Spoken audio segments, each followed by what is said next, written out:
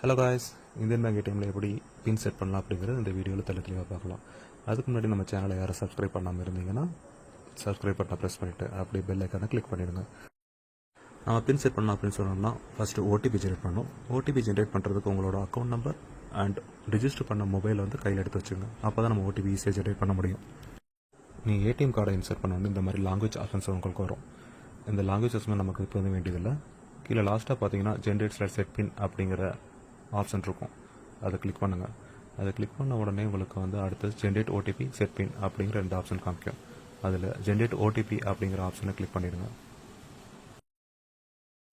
இப்போ உங்களோட full digit account நம்பரை டைப் பண்ணிவிட்டு கரெக்ட் ஆப்ஷனை கிளிக் பண்ணிவிடுங்க. அதை கிளிக் பண்ணதுக்கப்புறமா திரும்ப ரீஎன்டர் யுவர் அக்கௌண்ட் நம்பர்னு ஆப்ஷன் வரும். அப்போ திரும்ப அக்கௌண்ட் நம்பரை ரீஎன்டர் பண்ணிவிட்டு கரெக்ட் ஆப்ஷனை கிளிக் பண்ணிவிடுங்க.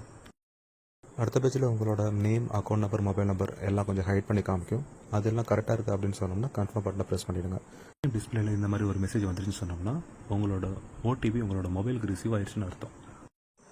ஏடிஎம் கார்டை திரும்ப நீங்கள் ரீஇன்சர்ட் பண்ணிட்டுன்னு சொன்னீங்கன்னா திரும்ப உங்களுக்கு இதே மாதிரி ஆப்ஷன்ஸ் வரும். இதில் ஜென்ரேட்/செட் பின் ஆப்ஷன் கிளிக் பண்ணிவிட்டு செட் பின் ஆப்ஷனை கிளிக் பண்ணிவிடுங்க.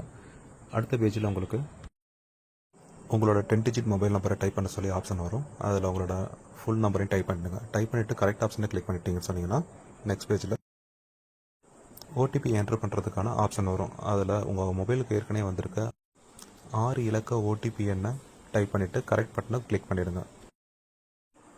அவ்வளோதான். இப்போ உங்களுக்கு பிடிச்ச 4 டிஜிட் பின் நம்பரை செட் பண்ணிவிட்டு திரும்பவும் அதே பின் நம்பரை ரீஎன்ட்ரு கொடுத்துட்டீங்கன்னு சொன்னீங்கன்னா உங்கள் பின் நம்பர் செட் ஆகிட்டு இந்த கன்ஃபர்மேஷன் மெசேஜ் வந்துடும். அவ்வளோதான்.